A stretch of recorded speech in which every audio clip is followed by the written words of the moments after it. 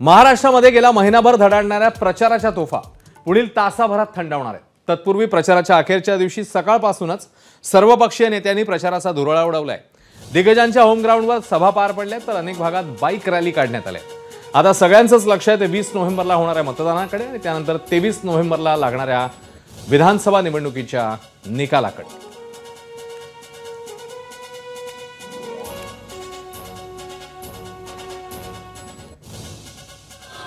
शेवटचा 1 तास उरलेला आहे आणि आता राज्यभरामध्ये प्रचाराचा धुरळा, कुठे बाईक रॅली, कुठे सभा, असं सगळं वातावरण। संध्याकाळी 6 वाजता या प्रचार तोफा थंडावणार आहेत।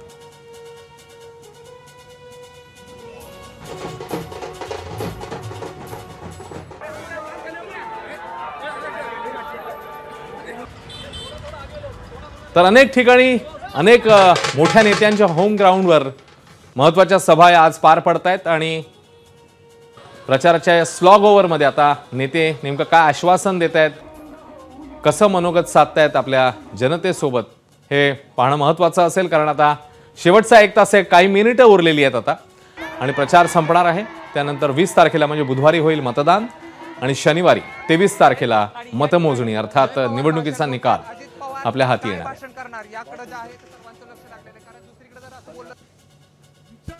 सर्व प्रमुख नेते आज मैदानामध्ये उतरलेले आहेत आणि आपापल्या उमेदवारांचा ते प्रचार करतायत, त्यांना मतदान करण्यासाठी आवाहन करतायत।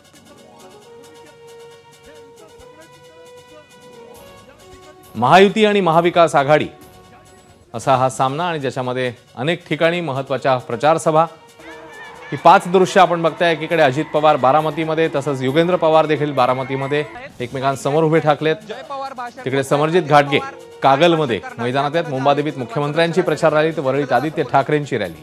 त्यामुळे सगळे प्रमुख नेते हे प्रचाराच्या धामधुमीत शेवटच्या 1 तासामध्ये आता प्रचाराच्या रणधुमाळीत उतरलेले आहेत।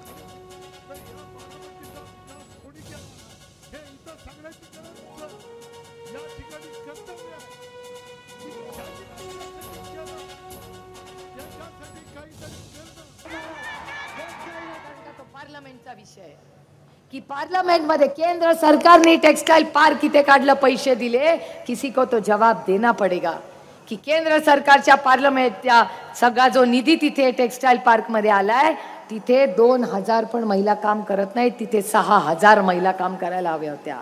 तिथले 50% युनिट बंद आहेत। आज मी शब्द या भागाची लोकप्रतिनिधी म्हणून देते, मी स्वतः त्या टेक्सटाइल पार्क मध्ये लक्ष घालीन आणि 100% कॅपॅसिटीने ते टेक्सटाइल पार्क तुम्हाला चालू करून देऊ।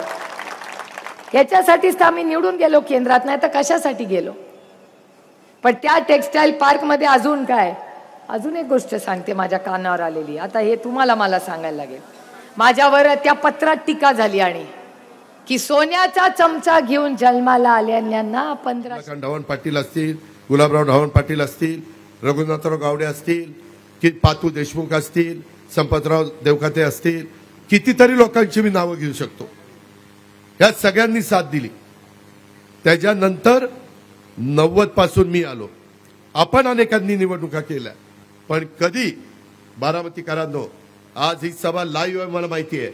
मी महाराष्ट्रातल्या जनतेला सांगतो, साहेबांच्याही काळात नाही आणि माझ्याही काळात नाही, पैसे देऊन कधी आम्हाला आमच्या सभेला लोक आणावी लागली नाही। आणि केव्हा सिद्ध झालं, त्या महिला टीव्ही समोर गेल्या, एक तांदुळाची होती, एक सूर्यनगरीची होती, एक आणखीन कुठल्या वेगवेगळ्या होत्या। बघा 11 वाजता बाया आणलं इथं, 3 वाजले, चहा नाही, पाणी नाही, 500 रुपये देतो त्याचा पत्ता नाही, उलट आमचेच पैसे बटाटे वड्याला गेले। ही अवस्था मित्रांनो, मी तुम्हाला सांगतो, अशा सवयी तुम्हाला मला झेपणाऱ्या नाहीत। माझी तुम्ही काळजी करू नका, मी पुरून उरेल, तुम्ही मागेत म्हणून। पण आपल्याला उद्या जिल्हा परिषद लढायची, आपल्याला उद्या तालुका पंचायत लढायची। सगळेच लोक उद्योगपती नसतात, सगळेच लोक श्रीमंत नसतात। कधी माझ्या बहिणींना पण तिकीट द्यावी लागतात, कारण 50% जागा त्यांना आहेत। त्याच्यामुळे त्या बहिणीला त्या पदावर बसवत असताना तिनं कुठनं पैसे देऊन माणसं आणायची, कुठनं जेवण खावणं घालायची। आता तर कुपन एवढी जोरात सुटली, काय विचारता सोय नाही। अरे कुपन त्या ठिकाणी कोण देतंय मला माहित नाही, पण माझ्या कानावर आलंय जेवा, पण नुसतं जेवण पाणी प्या, टाकाटाकी कशाला करता रे? साधू संतांचा विचार तसा नाहीये. संत तुकाराम महाराज, ज्ञानेश्वर महाराज आपली संतांची भूमी आहे. शिवशाहू फुले आंबेडकरांचा आल्यानंतरच या सगळ्यांचा नतमस्तक होऊन त्या ठिकाणी त्यांचं दर्शन घेतलं. त्याच्यावरून आठवलं आजही आपल्या बारामतीमध्ये घटनेचे शिल्पकार डॉक्टर बाबासाहेब आंबेडकरांचा पूर्णाकृती पुतळा आहे, शिवाजी महाराजांचा अर्ध पुतळा आहे, नगरपालिकेच्या समोर लालबहादूर शास्त्रीजींचा अर्ध पुतळा आहे. असे महापुरुषांचे पुतळे आहेत. माझ्या मनात आले, मी जागा एक सिलेक्ट केलेली आहे, तिथं मी ह्या राहिलेल्या सगळ्या महापुरुषांचे पुतळे तिथं बसवणार आहे आणि पुतळ्याचंच उद्यान करणार आहे.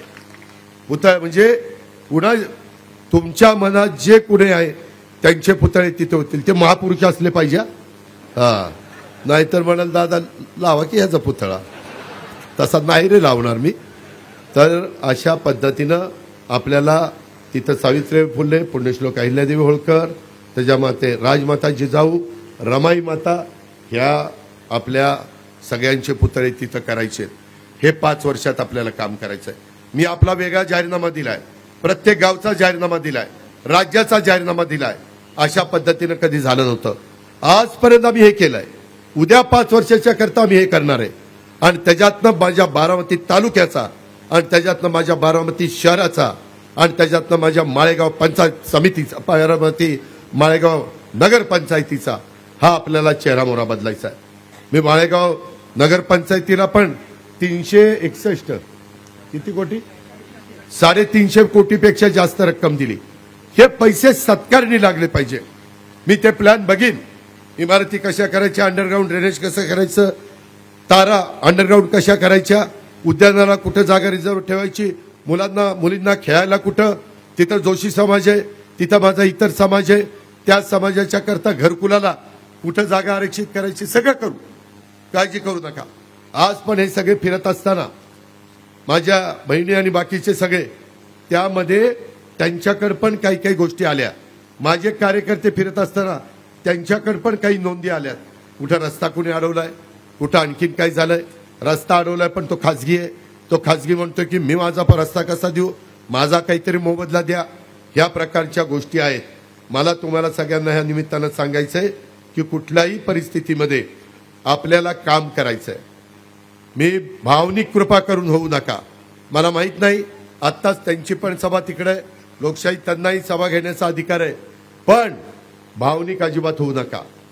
त्या संदर्भामध्ये आपल्याला काम करायचंय. तुम्ही कामाच्या मागे उभं राहा. आपल्याला बारामतीमध्ये कुठल्याही परिस्थितीमध्ये कायदा सुव्यवस्था चांगली ठेवायची. बारामतीमध्ये दादागिरी, गुंडगिरी, दहशत ही चालून द्यायची नाही. त्याच्यामध्ये कुणी काही केलं तर डायरेक्ट उचलायचा, एक तर टायरमध्ये टाकायचा किंवा मोका लावायचा किंवा तडी पार करायचा. कुणाचा लाड करायचा नाही. तो कुणाच्याही मोठ्या बापाचा असो किंवा लहान बापाचा असो किंवा मधल्या बापाचा असो का.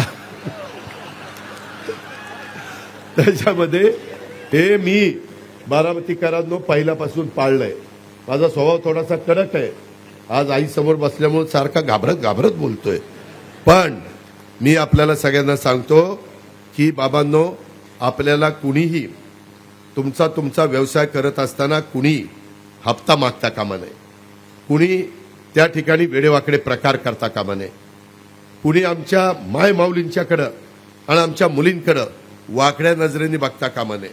तुम्ही सगळ्यांनी सरळ जावा, राहा, हसा, खेळा. आता बसायला तर गप्पा मारायला एवढं करून ठेवलंय की मस्तपैकी गप्पा मारा.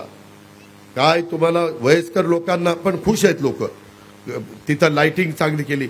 मित्रांनो, ते राहिलं मला त्या ठिकाणी, अरे बाबा, उमाजी नायकांचा ज्या ज्या महापुरुषांच्या त्यांच्या सगळ्यांचे पुतळे करणार ही चिठ्ठी आलीच. अरे अण्णाभाऊ साठेचा, आता इथं अण्णाभाऊ साठे आहे की रे, मी सांगितलं या सगळ्यांचे करणार, उमाजी नायकांचा करणार, ज्यांचा करायला पाहिजे त्यांचा पुतळा करणार. त्याबद्दल काळजी करू नका. एखादा राहिलं तर लक्षात आणून द्या. आपल्याला काय अवघड आहे का? आपण कामाची माणसं आहे, त्याच्यावर ते पूर्ण करणार ना. भावनेचा प्रश्न असतो, प्रतिष्ठेचा प्रश्न असतो, त्याच्यामध्ये भावनिक पण प्रश्न असतो. हे पण गोष्टी आपण लक्षात घ्या. आणि त्याकरता मला आपल्याला सगळ्यांना सांगायचं आहे, मी ह्यावेळेस माझ्यावर जबाबदारी ह्यावेळेस जास्त होती. मी राज्यात सगळीकडे फिरलो. जवळपास ही माझी 57वी सभा आहे आणि बहुतेक सगळ्यांना मी देत असताना सगळ्यांना न्याय देण्याचा प्रयत्न केला. मला ज्या काही 58 जागा आल्या त्यामध्ये मी 20% जागा ओबीसीला दिल्या, उमेदवार ओबीसी. 12% जागा मी शेड्यूल्ड ट्राईबला दिल्या, म्हणजे एसटी. नरहरी झिरवाळ, धर्मबाबा आत्राम, दौलत दरोडा, नितीन पवार, डॉक्टर लामटे, हिरामण खोसकर, भरत गावी सगळ्या आदिवासींना जागा दिल्या. मागासवर्गीयांना 12.5% जागा दिल्या. संजय बनसोडे, राजकुमार बडोले, यशवंत माने, सरोज आहिरे, सचिन पाटील, लव कानडे आणि अण्णा बनसोडे. त्याचबरोबर माझ्या मुस्लिम बांधवांना 10% जागा दिल्या. एक म्हणजे सना मलिक, हसन मुश्रीफ, नजीब मुल्ला, जिशान सिद्दीकी, शेख आणि नवाब मलिक. जागा देताना वकील निवडून देणाऱ्या जागा दिलेल्या आहेत, निवडून देणाऱ्या. बाकीचे पराभूत होणाऱ्या जागा देतात. मी तुम्हाला नावादिशी सांगते, मला कोणाचा अपमान करायचा नाही, पण काही जण म्हणायला जागा देतात. अरे ती जागा तरी निवडून आली पाहिजे. मध्ये विधान परिषदेमध्ये माझ्या अल्पसंख्याक समाजाचा एकही आमदार नव्हता. मला 2 जागा आल्या. मी त्याच्यामध्ये इद्रिस नायकवडी, इलियास नायकवडींचे चिरंजीव, मला वाटतं महापौर होते ना मिरजचे, माजी महापौर, त्यांना जागा दिली. आज त्या सभागृहामध्ये अल्पसंख्याक समाजाला रस्ता दाखवण्याचं काम, जागा देण्याचं काम आम्ही केलं. का तर आम्ही शाहू फुले आंबेडकरांच्या विचारधारेचे. मला सगळ्या अल्पसंख्याक समाजाला सांगायचं आहे, बाबांनो, मी बारामतीमध्ये काम करायला लागल्यापासून कधी कुठली दंगल होऊन दिली नाही, कधीच नाही. मी सगळ्यांना बरोबर घेऊन चाललेलो आहे आणि पुढेही मला तेच करायचं आहे. त्याबद्दल तुम्ही बिनकाळजी राहा.